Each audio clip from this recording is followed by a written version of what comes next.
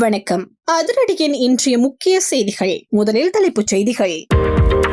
நாட்டில் இதுவரை கண்டிடாத அதிர்ச்சி தரும் வெப்பநிலை உயர்வு, யாரும் வெளியே வர வேண்டாம், மக்களுக்கு விடுக்கப்பட்ட எச்சரிக்கை.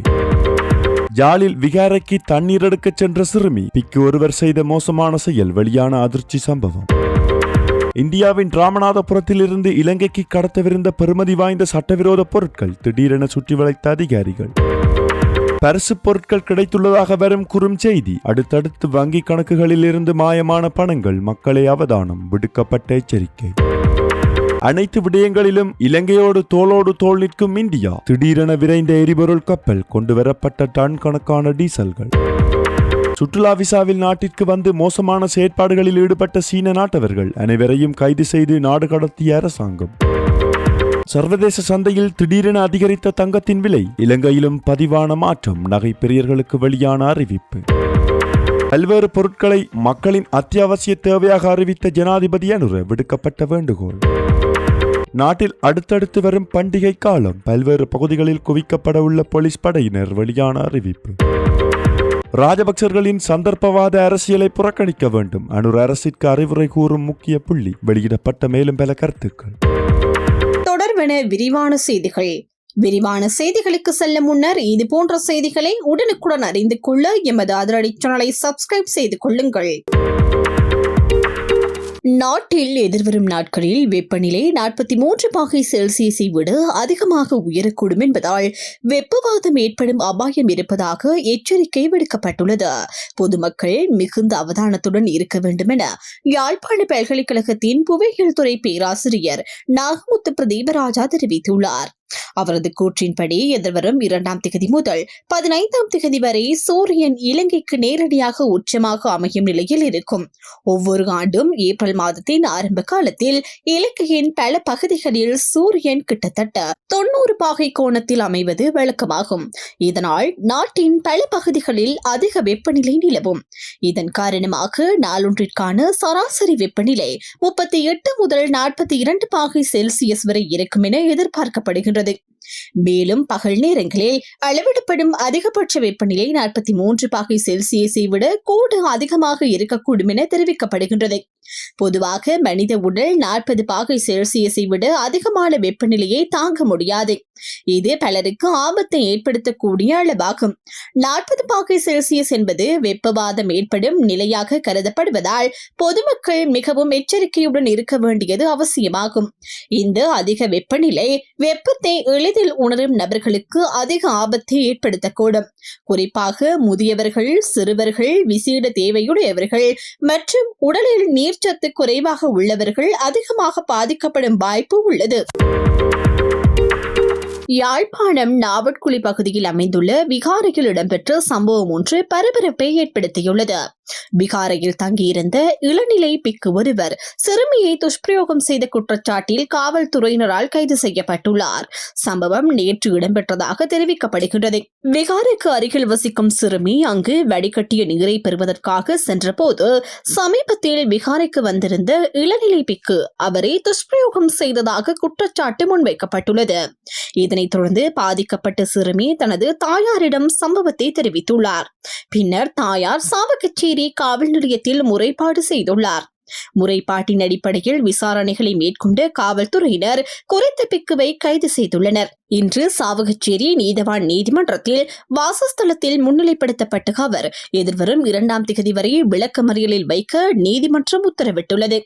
இந்த சம்பவம் தொடர்பான மேலதிக விசாரணைகள் தொடர்ந்தும் நடைபெற்று வருகின்றன. ராமநாதபுரம் மாவட்டம் மண்டபம் வடக்கு கடல் வழியாக படகு மூலம் இலங்கைக்கு கடத்துவதற்காக ஒரு குடோனின் பதுக்கி வைக்க வாகனத்தில் கொண்டு செல்லப்பட்டிருந்த கடத்தல் பொருட்கள் பறிமுதல் செய்யப்பட்டுள்ளன. இந்த பொருட்களின் மொத்த பெறுமதி இந்திய மதிப்பில் சுமார் 50 லட்சம் ரூபாயாக மதிப்பிடப்பட்டுள்ளது.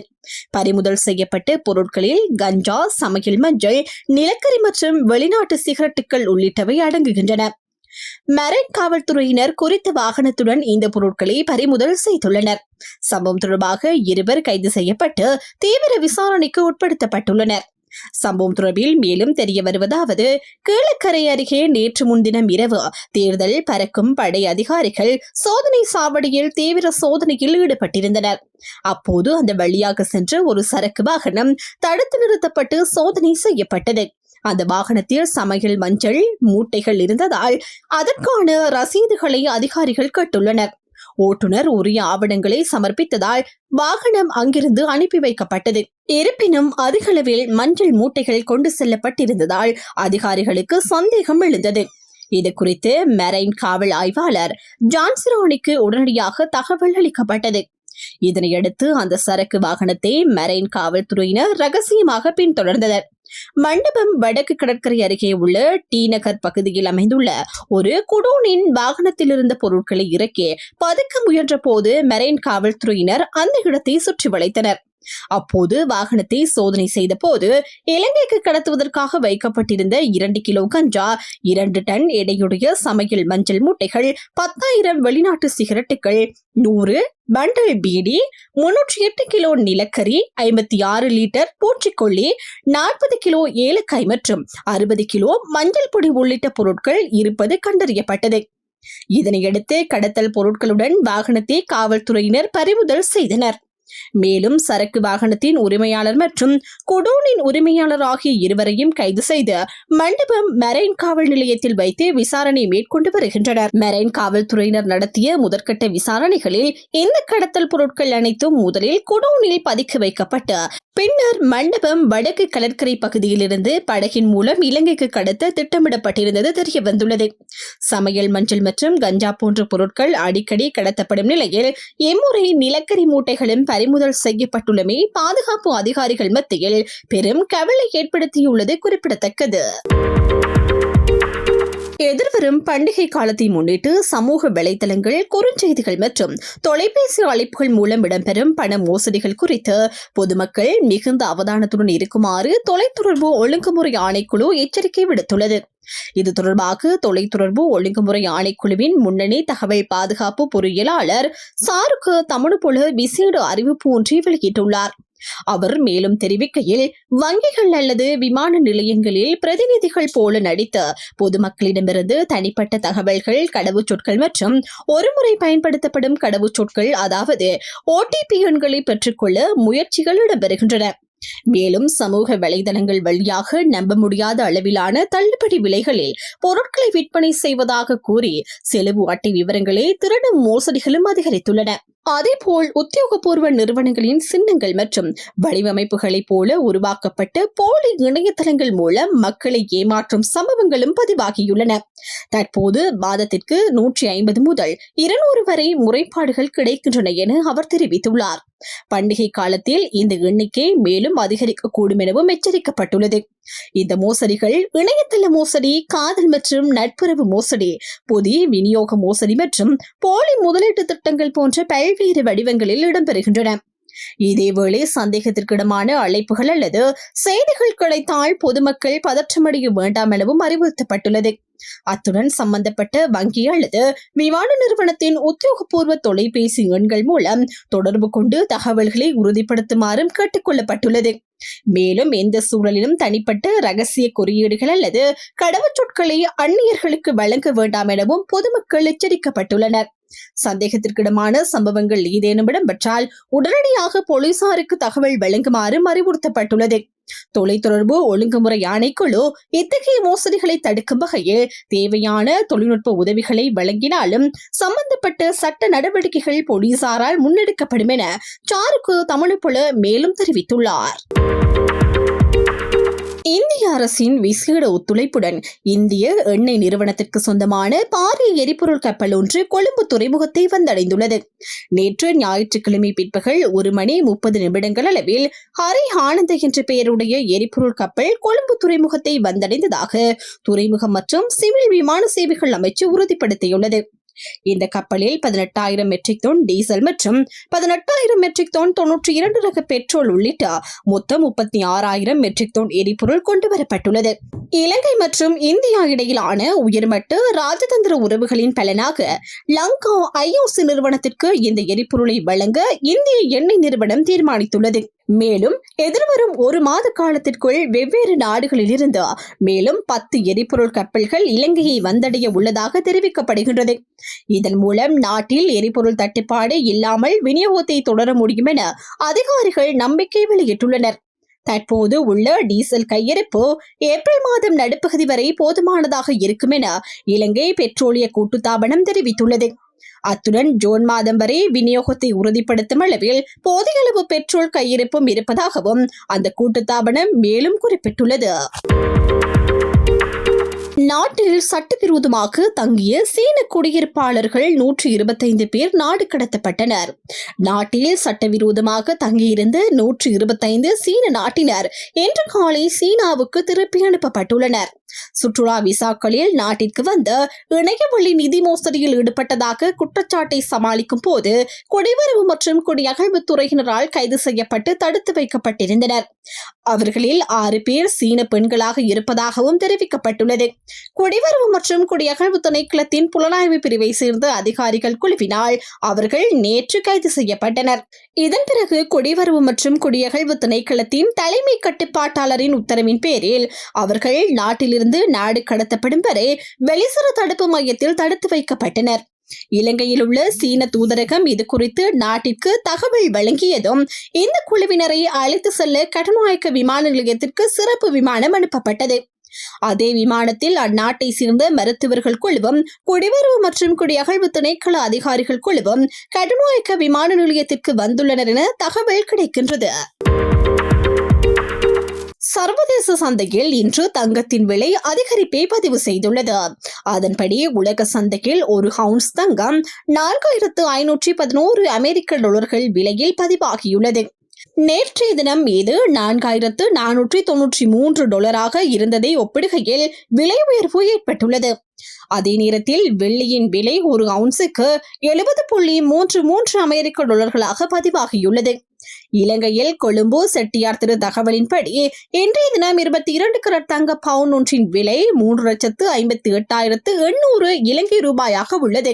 அத்துடன் 24 கரட் தங்க பவுன் ஒன்றின் விலை 3,90,000 ரூபாயாக பதிவாகியுள்ளது. கொழும்பு செட்டியார் திரு தரவுகளை கடந்த 28ஆம் தேதியுடன் ஒப்பிட்டு பார்க்கும் போது இன்றைய நிலவரத்தின் விலை மாற்றமின்றி தொடர்ந்துள்ளதாகவும் தெரிவிக்கப்பட்டுள்ளது. இலங்கையில் பொதுமக்களின் அன்றாட வாழ்க்கைக்கு தேவையான பல முக்கிய சேவைகள் அத்தியாவசிய சேவைகளாக பிரகடனப்படுத்தப்பட்டுள்ளன. இதற்கான அதிவிசேட வர்த்தமானி அறிவித்தலை ஜனாதிபதி அனுரகுமார் திசாநாயக்க வெளியிட்டுள்ளார். ஜனாதிபதியின் செயலாளர் நந்திக சனத்குமார் நாயக்கவின் கையொப்பத்துடன் இந்த வர்த்தமானி வெளியிடப்பட்டுள்ளது. இந்த அறிவித்தலின்படி மின்சார விநியோகம், எரிபொருள் விநியோகம் மற்றும் சுகாதார சேவைகள் ஆகியவை அத்தியாவசிய சேவைகளாக அறிவிக்கப்பட்டுள்ளன. மின்சார துறையில் மின்சாரம் உற்பத்தி செய்தல், சேமித்தல் மற்றும் விநியோகித்தல் தொடர்பான அனைத்து சேவைகளும் இதில் அடங்குகின்றன. அதேபோல் எரிபொருள் விநியோகத்தில் பெட்ரோலிய பொருட்கள் மற்றும் திரவ எரிவாயு உள்ளிட்ட எரிபொருட்களின் விநியோகம் மற்றும் போக்குவரத்து சேவைகளும் அத்தியாவசிய சேவைகளாக அறிவிக்கப்பட்டுள்ளன. மேலும் சுகாதாரத்துறையில் அரசாங்க வைத்தியசாலைகள், மருந்தகங்கள் மற்றும் ஏனைய மருத்துவ நிறுவனங்கள் வழங்கும் சிகிச்சை மற்றும் பராமரிப்பு சேவைகளும் இதில் அடங்குகின்றன. பொது பாதுகாப்பு கட்டளை சட்டத்தின் கீழ் ஜனாதிபதிக்கு வழங்கப்பட்டுள்ள அதிகாரங்களின் அடிப்படையில் இந்த அறிவித்தல் வெளியிடப்பட்டுள்ளது. இந்த அத்தியாவசிய சேவைகள் எந்தவித தடையுமின்றி தொடர்ந்து வழங்கப்படுவதை உறுதி செய்யுமாறு சம்பந்தப்பட்ட அதிகாரிகளுக்கு அறிவுறுத்தப்பட்டுள்ளது. இந்த வர்த்தமானி அறிவித்தல் உடனடியாக அமலுக்கு வந்துள்ளது. இதன் மூலம் குறித்த துறைகளில் பணிபுரியும் நபர்கள் எந்தவித பணி பகிஷ்கரிப்பு நடவடிக்கைகளிலும் அல்லது சேவை தடைகளிலும் ஈடுபட முடியாது என்பதும் குறிப்பிடத்தக்கது. பொதுமக்களின் இயல்பு வாழ்க்கை பாதிக்கப்படாத வகையில் சேவைகள் தடையின்றி நடைபெற வேண்டும் என்பதே இந்த அதிரடி நடவடிக்கையின் முக்கிய நோக்கமாகும். எதிர்வரும் சித்திரை புத்தாண்டை முன்னிட்டு ஏப்ரல் 1ஆம் தேதி முதல் நாடு தழுவிய ரீதியில் விசேட பாதுகாப்பு திட்டம் அமுல்படுத்தப்பட உள்ளதாக WPJ சேனாதீர தெரிவித்துள்ளார்.